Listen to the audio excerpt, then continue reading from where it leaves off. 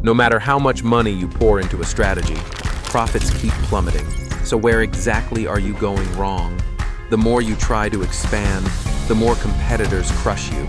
Customers turn away, suppliers dominate, and your strategy drifts off course. In reality, most businesses fail not because they lack capability, but because they're blind to the hidden forces silently shaping the entire game. There is a framework that once revolutionized global strategic thinking, revealing why some industries are eternally unprofitable while others are money-printing machines. But misunderstand or rigidly apply this model, and the price can be millions of dollars and a market position you may never reclaim. Let's decode the competitive forces that govern the profitability of any industry. Part 1. A new strategic mindset about competition. In outdated management thinking, competition was viewed as a race between direct rivals. But the reality is harsher. Profits are eroded not just by peers in the industry, but also by demanding customers, price-squeezing suppliers, disruptive new entrants, and lurking substitutes. This is the complete picture of the survival war in business. When strategic thinking shifts from confrontation to understanding industry structure, businesses unlock the potential for sustainable positioning. Rebalancing each From there, to create a profit is no longer a ecosystem. hope, it becomes something that can be engineered. Strategy doesn't start with inspiration or vague vision. It starts with deep understanding. The industry you're in is a harsh ecosystem where 5 forces simultaneously target your wallet. No preparation is more effective than facing head-on the mechanics of profit distribution in the whole industry. The real question isn't who's competing with me, but how is the entire system draining my margins? Strategy then becomes more than defense. It's a tool to restructure how the industry treats you. Part 2. The 5 forces shaping industry structure. Fierce competition doesn't stem from how many rivals exist, but from how they fight. When products are similar with no clear differentiation, the war becomes a price dance. Companies are forced to slash margins just to retain customers. We're trapped! The result is a weary way out. industry locked in a race to the bottom. This is destructive competition, no winners. Only a market that takes the spoils. Rivalry is harsher when fixed costs are high, exits are hard, or industry growth is slow. In such cases, strategy starts with escaping the low-price trap. Low entry barriers open the gate for newcomers. When an industry doesn't require proprietary technology, major assets, or complex networks, anyone can jump in. The danger is, every new player brings market share expectations, pushing the industry into a game of slicing the profit pie thinner. They undercut prices, create new options, and displace incumbents. The more attractive the industry looks, the more it lures entrants. That's why strategy must focus on building economic moats to shield your position from those preparing to leap in from outside. Don't just look at direct competitors, consider what can replace you. A good substitute doesn't compete openly, but silently steals your customers. It could come from a different industry, technology, or just a new behavior. When customers realize they have options, your pricing power evaporates. The threat isn't from presence, but from substitutability. This shift is often sudden and unforgiving. Effective strategy means identifying the danger zone early where substitutes may emerge and dominating it before you're pushed out of the game. Today's customers are no longer passive. They're empowered with information, price comparisons, service choices, and can make decisions in seconds. When customers have options, they gain bargaining power. Worse, they can create their own substitutes or vertically integrate. This is a direct threat to profit. There's no room for a "we're the center" mindset.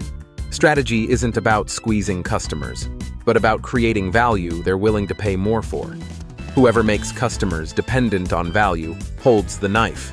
Whenever suppliers have technological monopoly, massive scale, or market-shifting capabilities, they hold life or death power. Prices of raw materials, components, tools can be raised at any moment.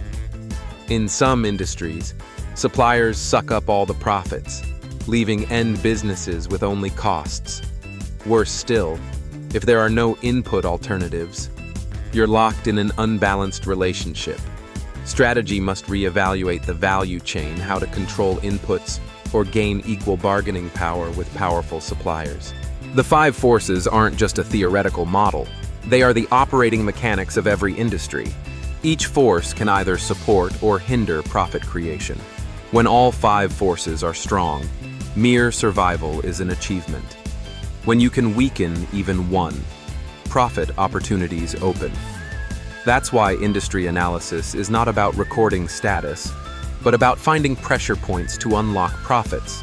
The highest form of strategy isn't avoiding the game, but placing yourself where the competitive forces are weakest. Part 3. Applied Analysis. Airlines and Soft Drinks. The airline industry is a perfect example of a market that looks attractive but is brutally harsh. Price competition is intense. Customer loyalty is nearly non-existent. If another flight is cheaper and on time, they'll abandon your brand. Price becomes the only differentiator, and companies must cut profit just to survive. In this game, survival, not innovation, is the win. When all players are dragged down by price pressure, no one retains stable margins. The entire airline industry structure is like a maze of negative profits. Suppliers such as aircraft, engine manufacturers, and maintenance services hold the upper hand. They capture most of the value, while airlines bear all the risk. Labor groups can organize and paralyze the system. A pilot strike cancels every flight. Add in pressure from alternatives like trains, personal vehicles, and even virtual meetings.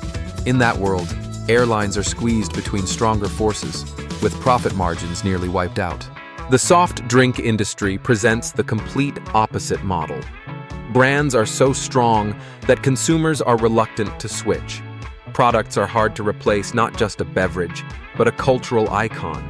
Suppliers have no power, and customers don't bargain over a can of soda. New entrants struggle due to high distribution and brand building costs. The whole industry structure is a profit fortress, stable, durable, and hard to breach. Every competitive force has been neutralized strategically.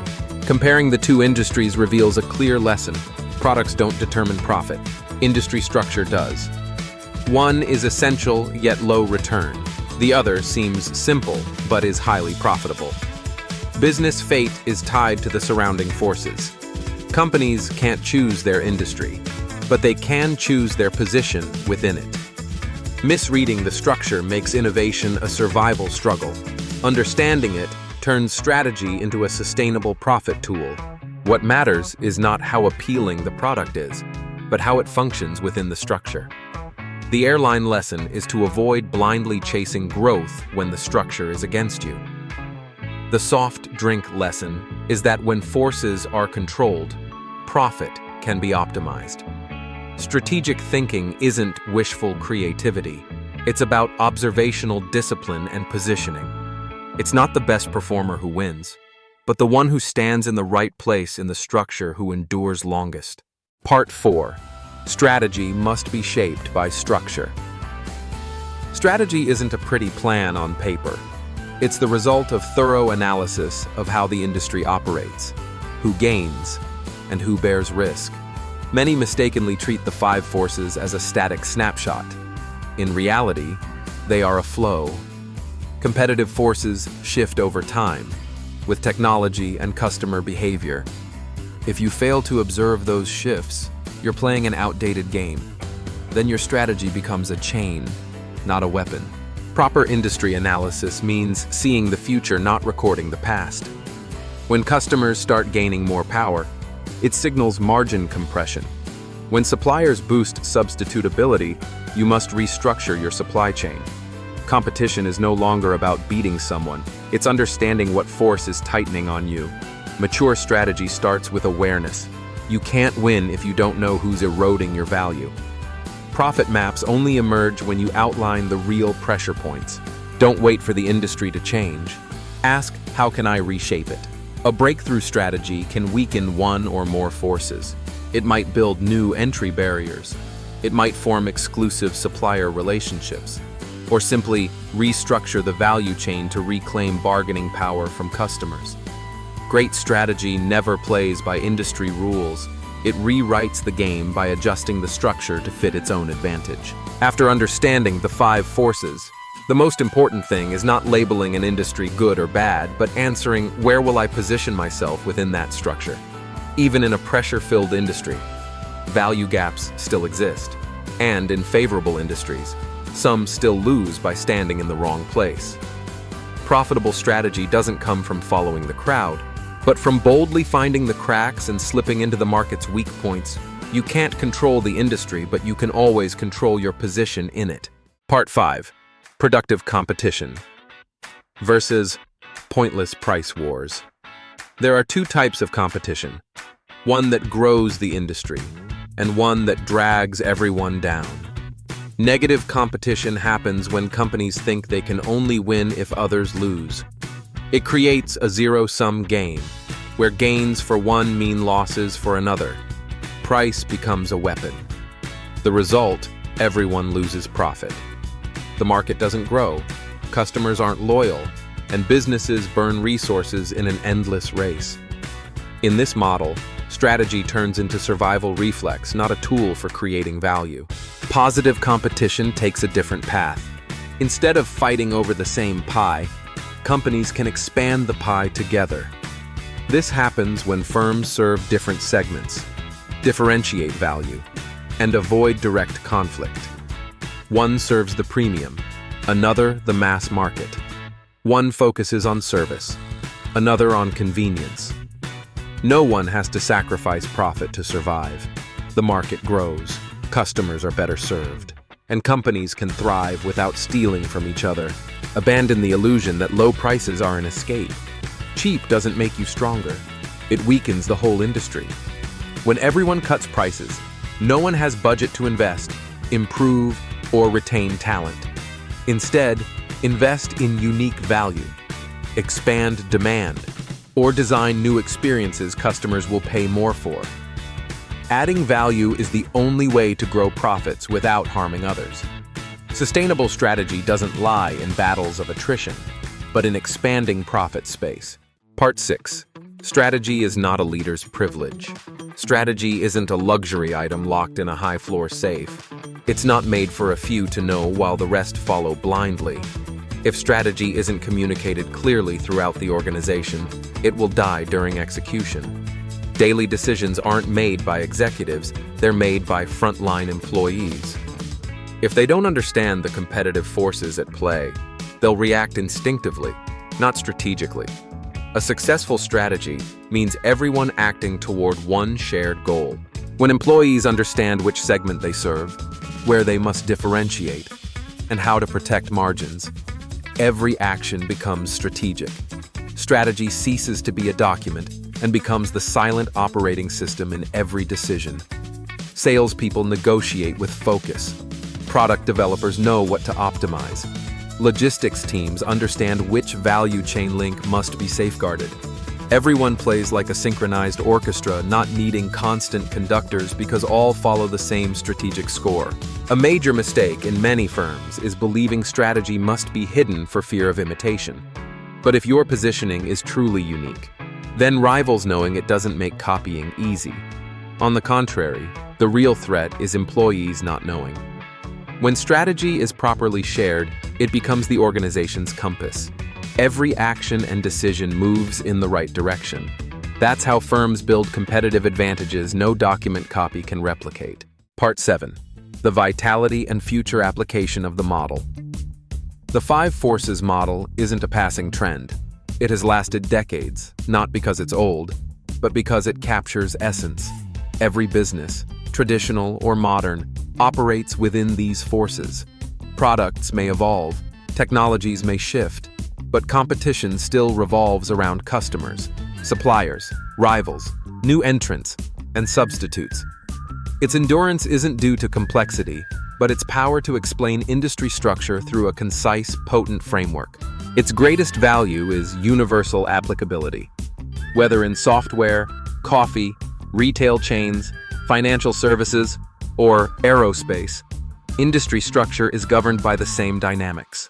That's why firms worldwide, from developed to emerging economies, use the model as a core strategic tool. No academic theory needed, just look at the 5 forces and you start to read the true nature of the game you're in. The model also guards against era delusions. When the internet appeared, many thought it was a new force. In fact, it just altered existing dynamics. It empowered customers with faster info. It lowered entry barriers via platforms. But the internet didn't replace industry structure. It merely strengthened or weakened certain forces. The model isn't outdated. It's more accurate than ever in explaining tech-driven waves. Its relevance in modern strategy lies in resisting short-term trend seduction. Not everything new creates value. Technologies come and go, but the forces stay. If a firm chases trends without understanding pressure points, it risks bad investments, flawed positioning, and existential losses. The 5 forces model cuts through the glitter of fads to reveal true opportunities and hidden traps. In its latest version, the model doesn't just describe structure, it offers practice guides how to define industry boundaries, assess shifts, and design adaptive strategies. It moves from analysis to action. When you understand how the industry is shifting, you can create opportunities. When you spot force shifts, you can reposition before rivals. The model doesn't just read the present, it rewrites the future. Ultimately, the model's enduring strength doesn't come from theoretical brilliance, but from inspiring action. It doesn't demand strategic genius. It demands observation, systems thinking, and the right questions. Any business, large or small, can use it to better understand their game. And from there, instead of following the crowd, they can forge their own path, less traveled, but far more profitable.